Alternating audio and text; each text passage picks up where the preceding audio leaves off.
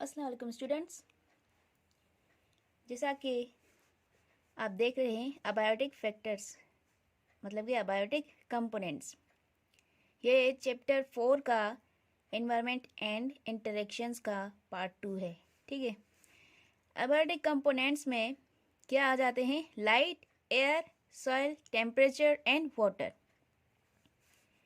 These factors are different at different places in the environment and affect the survival of biotic component in that environment। मतलब कि किसी भी तरह का कोई भी जो environment है उसमें जो अबायोटिक कंपोनेंट्स हैं वो चेंज होते हैं। जैसा कि पोलर रीजन्स में जो ठंडे एरियाज होते हैं जहाँ पर बहुत ठंड होती है वहाँ पर लाइट की इंटेंसिटी जो है, सूरज की रोशनी का पावर जो है कम होता है। ठीक है, और वहाँ पर हवा भी कहीं पर ठंडी होती है, कहीं पर जो है वो ह्यूमिडिटी ज़्यादा होती है, कहीं पर ह्यूमिडिटी कम हो जाती है हवा में। कहीं पर क्या होता है कि सॉइल जो है वो फर्टाइल नहीं होती, कहीं पर ज़्यादा फर्टाइल होती है। यह मुख्तलिफ इन्वायरमेंट के हिसाब से होता है। कहीं पर टेम्परेचर ज़्यादा होता है, जैसे कि ठंडे एरियाज़ हो गए वहाँ पर कम, और जो गर्म एरियाज़ होते हैं वहाँ पर टेम्परेचर ज़्यादा होता है। और वाटर तो तकरीबन हर जगह फ्रेश भी मिल जाता है और मराइन वाटर भी मिल जाता है। These factors are different at different places, जैसा कि मैंने अभी बताया, in the environment and affect the survival of biotic component in that environment. अभी जो हमने पिछले लेक्चर में जो बायोटिक कंपोनेंट्स पढ़े थे, ये जो कंपोनेंट हैं वह उन पर उनके सर्वाइवल के लिए बहुत ज़रूरी होते हैं। ठीक है, उन पर ये पर असर होते हैं, उन पर असर करते हैं उनके सर्वाइवल पर। There are various types of environment and each environment have different factors. अभी इन्वायरमेंट जो है बहुत ज़्यादा तरह के होते हैं, बहुत किस्म के इन्वायरमेंट होते हैं, उनके नाम अलग अलग होते हैं। ठीक है, और हर इन्वायरमेंट में ये जो मैंने फैक्टर्स अभी बताए, मिसाल भी दी मैंने, ये चेंज होते हैं। हर इन्वायरमेंट के हिसाब से ये फैक्टर्स चेंज होते हैं। सच एज ग्रासलैंड्स, ये एक इन्वायरमेंट हो गया। वेटलैंड्स, ये एक इन्वायरमेंट हो गया। ग्रासलैंड्स में ग्रास ज़्यादा होगा, और वहाँ पर प्लेन्स जो हैं वहाँ पर वो प्लांटी ऑफ फूड वहाँ पर मौजूद होगा। किसके लिए? जानवरों के लिए। कहाँ पर? ग्रासलैंड्स पर। ठीक है, वेटलैंड्स में जो जगह होंगी, जो प्लेन्स होंगे, जो मैदान वहाँ पर होंगे वो वेट होंगे, मतलब कि गीले गीले से होंगे। कहीं पर ज़्यादा पानी होगा, कहीं पर कम होगा, पर वो होंगे वेट। ठीक है, अब फॉरेस्ट ये इनसे अलग है, ये अलग तरह का हो गया, ये अलग तरह का हो गया, ये अलग। लेक्स भी, उनमें भी अलग एनवायरनमेंट मिलता है। रिवर्स में भी अलग एनवायरनमेंट मिलता है। सी में, ओशन में अलग अलग सारे एनवायरनमेंट होते हैं। Deserts, valleys, urban and rural environments. Urban में, जैसे कि अर्बन कहाँ किसको जाता है? अर्बन एरियाज वो होते हैं जहाँ पर पॉपुलेशन ज़्यादा हो। अगर पॉपुलेशन जिस एरिया में ज़्यादा होगी तो वहाँ पर जाहिर है कि मार्केट्स भी ज़्यादा होंगी, जैसे कि सब्ज़ी मार्केट हो गया या शॉपिंग मॉल्स वगैरह हो गए। इस तरह की बहुत सारी मार्केटें होंगी, और उनमें फैक्ट्रियाँ भी ज़रूर होंगी। ठीक है, रूरल एरियाज़, ये अर्बन एरिया जो हो गए, जो इनमें शहर आ जाएंगे, या छोटे शहर या बड़े शहर। ठीक है, और रूरल एरियाज़ में गांव आ जाएंगे। गांव का जो एनवायरनमेंट होता है वो ज़्यादा ताज़ा तरीन होता है। ठीक है, वहाँ पर ताज़ी ताज़ी ताज़ी सब्जियाँ मिलती हैं, और वहाँ का एनवायरनमेंट जो होता है बहुत ही अच्छा होता है। जैसे कि अर्बन एरियाज़ में ह्यूमिडिटी हवा में ज़्यादा होती है, और यहाँ पर हवा जो होती है वो ताज़ा ताज़ा होती है खाने के साथ साथ। अब इन डेजर्ट में कैसा माहौल होगा? वेरी हॉट, वहाँ पर गर्म होगा माहौल, और ड्राई होगा। ये तो आम से टर्म्स हैं, आपको पता ही होंगे। ड्राई होगा और सैंडी प्लेस होगी थ्रू आउट द ईयर। सारे साल में इसका जो वेदर है वो वैसा ही रहेगा। किस जगह पर? डिज़र्ट में, मतलब कि रेगिस्तान में। ठीक है। अब रेन फॉरेस्ट, रेन फॉरेस्ट वो जगह, वो जंगल जहाँ पर बारिश ज़्यादा हो, बारिश ज़्यादा होती है। हैज़ वार्म टेम्परेचर, वहाँ पर भी गर्म मौसम होता है। एंड हैवी रेनफॉल, वहाँ पर बारिश ज़्यादा होती है। And it is home for many herbs, shrubs, trees, birds, etc. और रेन फॉरेस्ट में जो जो इंसेक्ट्स वगैरह होंगे उन्हें शेल्टर या फूड वगैरह ज़्यादा मिलता है उनके हिसाब से। और ये रेन फॉरेस्ट ये किस लिए बताया गया? इसलिए बताया गया कि यहाँ पर इन्वायरमेंट जो है चेंज है, टेम्परेचर ज़्यादा है, ड्राई नहीं है। यहाँ पर जैसे कि डेजर्ट में ड्राइनेस होगी, वहाँ यहाँ पर जो प्लेस है वो सैंडी होगी, यहाँ पर जो प्लेस है वो सैंडी नहीं होगी, वेट होगी। ठीक है, आगे देखें। Relationship between biotic and abiotic components. अब ये बायोटिक और अबायोटिक कंपोनेंट्स जो हैं इनका रिलेशनशिप, इनके बीच क्या होता है, क्या रिलेशन बनता है इनका? community of living things are biotic components. Plants, animals and microorganisms, sometimes called biota. Plants को, एनिमल्स को और माइक्रो ऑर्गेनिजम्स को मिलाकर कभी कभी कहा जाता है बायोटा। उन्हें बायोटा भी बोलते हैं। बायोटा इसलिए कि वो लिविंग है। यहाँ पर डायरेक्ट कहा गया कि लिविंग थिंग्स, यहाँ पर इनको सबको मिलाकर बोला गया बायोटा। ठीक है, इनमें जो है अबायोटिक कंपोनेंट्स नहीं आएंगे, सिर्फ यही प्लांट्स, एनिमल्स, माइक्रो ऑर्गेनिजम्स वगैरह। अब ये जो डेफिनेशन है हम यहाँ से फिर से स्टार्ट करते हैं। ये बायोटा इसकी वजह से मुझे बताना पड़ा। कम्युनिटी ऑफ लिविंग थिंग्स और biotic components in an environment interacts with non living और अबायोटिक कंपोनेंट्स। मतलब कि कोई कम्युनिटी होगी, वहाँ पर बायोटिक और अबायोटिक कंपोनेंट्स जो हैं एक दूसरे से मेल खाते हैं। ठीक है, अब इनको हम लिविंग थिंग्स या नॉन लिविंग थिंग्स भी बोल सकते हैं। अब नॉन लिविंग थिंग्स में क्या आ जाएंगे? Light, water, air, nutrients, solar energy वगैरह। For food, shelter and protection, they make up an ecosystem. वो कैसे इकोसिस्टम बनाते हैं? उनके खाने के लिए, शेल्टर उनकी रहने की जगह के लिए, और वो खुद को हिफाजत में रखने के लिए वो एक इकोसिस्टम बनाते हैं और एक दूसरे पर डिपेंडेंट होते हैं। क्या? जैसे कि यहाँ पर हो गए प्लांट्स, एनिमल्स और माइक्रो ऑर्गेनिजम्स, जिसे बायोटा बोला जाता है, मतलब कि लिविंग थिंग्स, और light, water, air, nutrients, solar energy वगैरह। अगर धूप नहीं होगी तो उससे भी प्लांट्स के उगने में बहुत ज़्यादा फ़र्क पड़ता है। अगर खाना नहीं मिलेगा उससे भी बहुत लिविंग थिंग्स को फ़र्क पड़ेगा। शेल्टर नहीं होगा तभी भी प्रोटेक्शन नहीं मिलेगी, तभी भी उन्हें बहुत फ़र्क पड़ता है। और ये जो एक कम्युनिटी बन गई, एक दूसरे पर डिपेंडेंट जो कर रहे हैं, वो सारा मिलकर बनाते हैं ecosystem. Now there are various types of ecosystem. Ecosystem के बहुत सारे जो हैं वो टाइप्स होते हैं। जैसे कि मेन तो होते हैं वो 3 होते हैं। ठीक है, आगे भी बहुत सारे होते हैं पर वो मेजर नहीं होते। मेजर जो होते हैं वो 3 होते हैं: fresh water ecosystem, terrestrial ecosystem और ओशन इकोसिस्टम। टेरेस्ट्रियल बिना पानी के होता है, जैसे कि ज़मीन पर जानदार रहते हों, चाहे वो बड़े एनिमल्स हों, छोटे हों, इंसेक्ट्स हों, बर्ड्स हों, वो सारे टेरेस्ट्रियल में आ जाते हैं। और दूसरे वाले फ्रेश वाटर, जो कि मीठे पानी में एनवायरनमेंट जो बनता है लिविंग और नॉन लिविंग थिंग्स को मिलाते हुए, उन्हें बोला जाता है फ्रेश वाटर इकोसिस्टम। और ओशन इकोसिस्टम जो सॉल्टी वाटर होता है, जो सी वाटर होता है या ओशन, वहाँ पर भी फ्रेश वाटर की ही तरह एक इकोसिस्टम बनता है। ठीक है, लिविंग और नॉन लिविंग थिंग्स मिलकर इकोसिस्टम बनाते हैं, जैसा कि मैंने ऊपर वाजे किया था आपको। Study of the relationship between biotic and abiotic factors in environment. Rain is important limiting factor. Rain is an important limiting factor. अब लिमिटिंग फैक्टर क्या है, पहले ये सुने।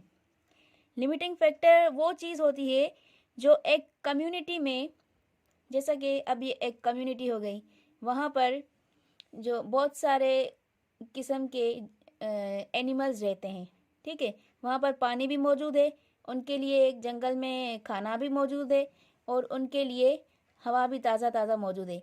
अब वहाँ पर ये मानो कि पानी की कमी हो जाती है और वहाँ पर बारिश भी नहीं होती, तो ये एक तरह से हो गया उनका पानी का ना मिलना एक लिमिटिंग फैक्टर हो गया। वो वहाँ से एनिमल्स क्या करेंगे, माइग्रेट कर जाएंगे, माइग्रेट कर कर कोई ऐसी जगह ढूंढेंगे जहाँ पर उन्हें पानी फराहम होता हो, जहाँ पर उन्हें पानी मिलता हो, वो वहाँ पर रहेंगे। तो ये एक तरह का हो गया लिमिटिंग फैक्टर, ठीक है। अब ये बोल रहे हैं rain is an important limiting factor. Rain कैसे लिमिटिंग फैक्टर है? अब कोई एक रेन फॉरेस्ट है, ठीक है, कोई रेन फॉरेस्ट है, वहाँ पर एनिमल्स को बहुत, मतलब कि जब वो बारिश होती है तो वहाँ पर एनिमल्स बहुत तंग हो जाते हैं बारिश की वजह से।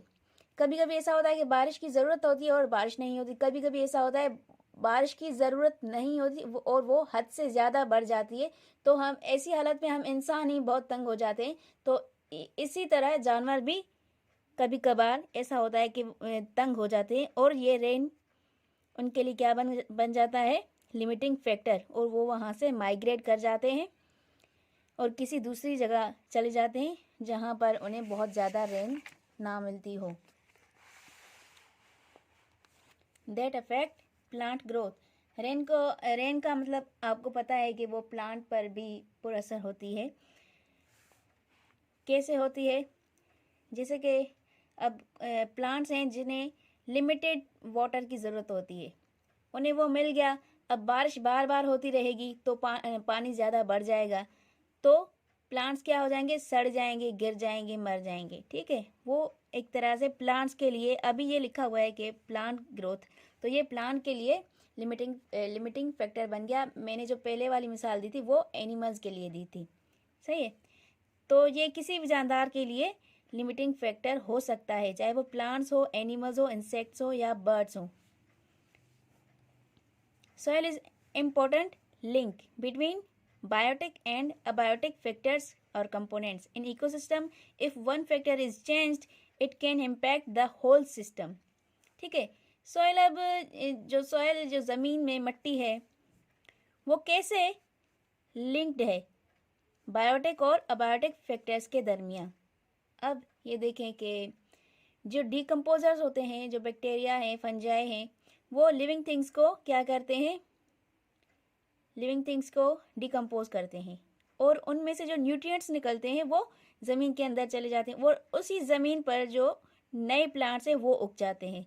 वो जब उगते हैं तो वही न्यूट्रिएंट्स जो हैं उनमें मॉलिक्यूल्स बनकर पैदा हो जाती हैं, और उन प्लांट्स से हमें न्यूट्रिएंट्स मिलती हैं, ठीक है। ये क्या हो गया? अब डिकम्पोजर्स ने क्या किया, ज़मीन के अंदर जो मिट्टी है, ये जो सॉइल है, उसमें जो न्यूट्रिएंट्स वो एब्सॉर्ब करा दिए, ठीक है, डिकम्पोज करके लिविंग थिंग्स को, चाहे वो पेड़ पौधे हो या कोई जानवर हो या कुछ भी हो, वो डिकम्पोज करवा गए। फिर क्या हुआ, वही न्यूट्रिएंट्स फिर से प्लांट्स में आ गए। तो ये सॉइल ने क्या किया, सॉइल ने क्या किया, ये एक इम्पोर्टेंट इंटरलिंक जो है, लिंक बन गया between biotic and abiotic factors. Biotic हो गए प्लांट्स और डिकम्पोजर्स, अबायोटिक ये खुद है, ठीक है। अब in ecosystem if one factor is changed it can impact the whole system. अब इसमें से जो अबायोटिक कंपोनेंट हैं, जैसे कि मिसाल ले लें पानी अगर हमें नहीं मिलेगा ज़मीन में कोई भी अनाज उगाने के लिए, तो क्या होगा, वहाँ पर अनाज नहीं उगेगा, फिर लोग भूखे मरने शुरू हो जाएंगे।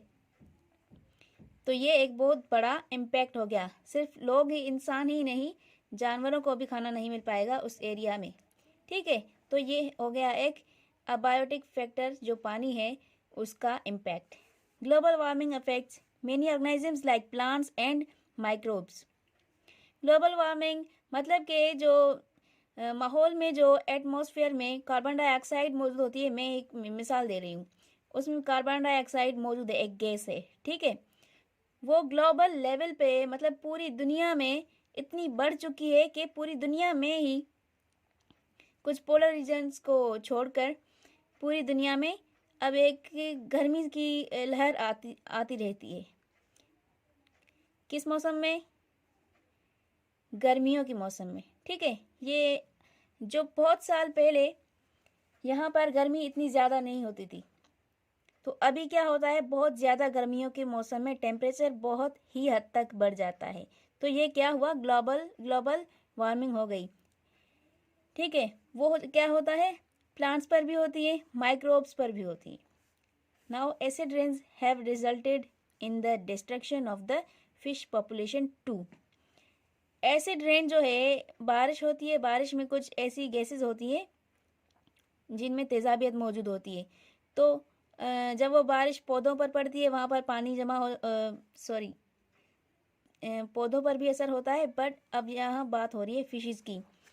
तो वो पानी जब ऐसे तेजाबियत वाला पानी जब जाता है फिश पॉपुलेशन में, तो वो फिश मरना शुरू हो जाती है, उनकी पॉपुलेशन डिस्ट्रॉय हो जाती है। Apart from biotic and abiotic factors, there are some other factors which determines numbers and types of organisms in a system.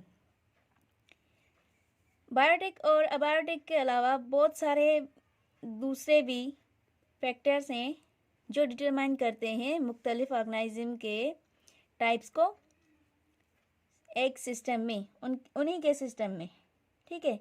That are known as limiting factors. जैसा कि मैंने पहले बताया कि लिमिटिंग फैक्टर्स क्या होते हैं, बारिश की मिसाल दी मैंने। तो ऐसे बारिश की तरह बहुत सारे दूसरे भी जो हैं लिमिटिंग फैक्टर्स होते हैं जो ऑर्गेनिजम्स के ऊपर पर असर होते हैं, ठीक है, वो बहुत ज़्यादा अफेक्ट होता है उनका। अब रिलेशनशिप्स इन ऑर्गेनिजम्स। अब सारे ऑर्गेनिजम्स में रिलेशनशिप क्या है, कैसे है?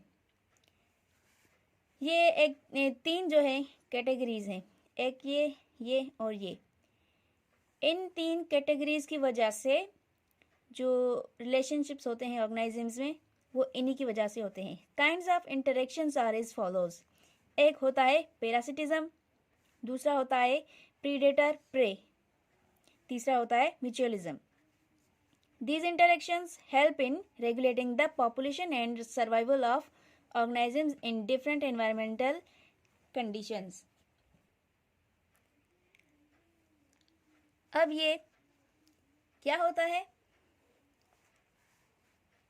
इन कैटेगरीज की वजह से क्या होता है, these interactions help in regulating the population and survival of organisms in different environmental conditions.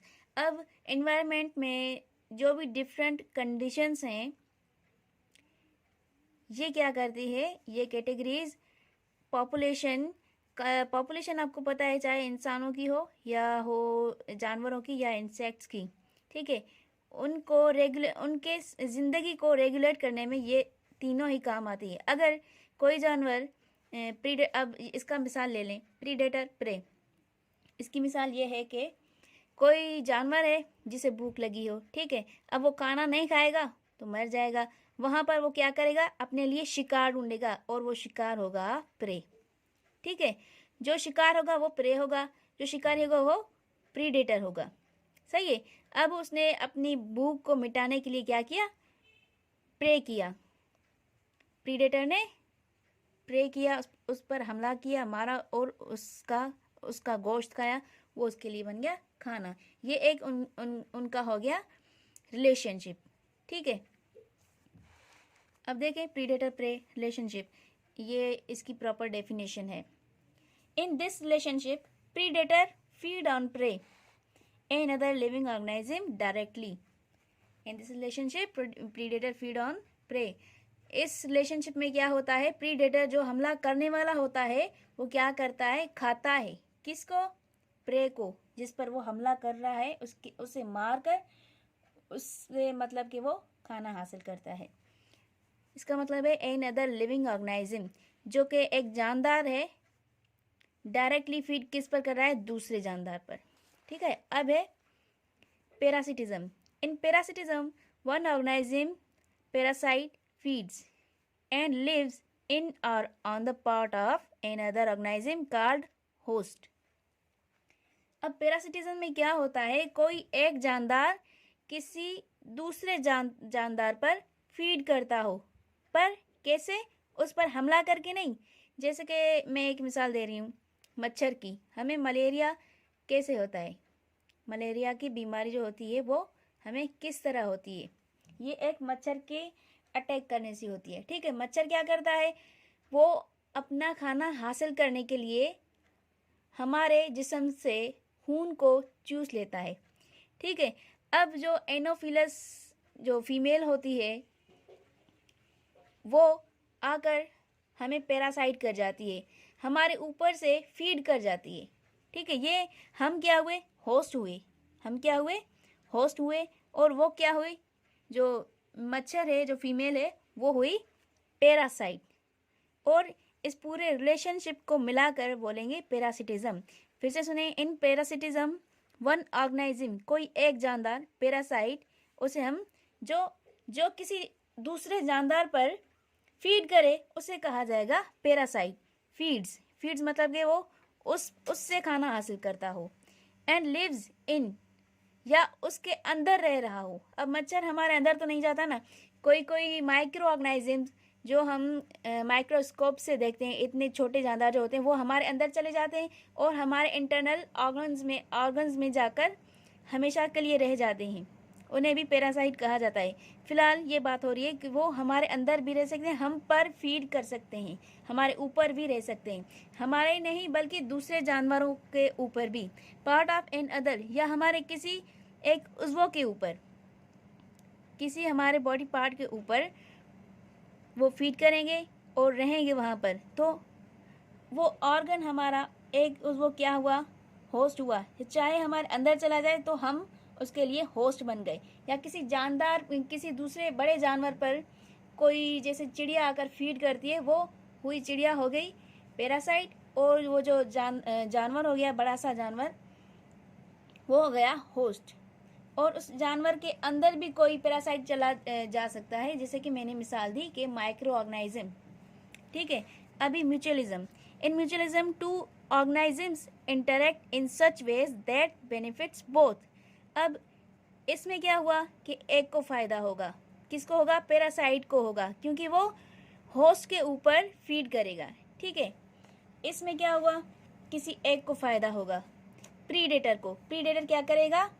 Pray के ऊपर फीड करेगा। सही है, ये हो गया शिकार, ये हो गया शिकारी, इसने फ़ायदा हासिल कर लिया। इसमें पैरासिटिज्म में पैरासाइट ने, इसने क्या किया? फ़ायदा हासिल कर लिया, खाना खाया। अब इसमें क्या होगा? दोनों ही एक दूसरे से फ़ायदा लेंगे।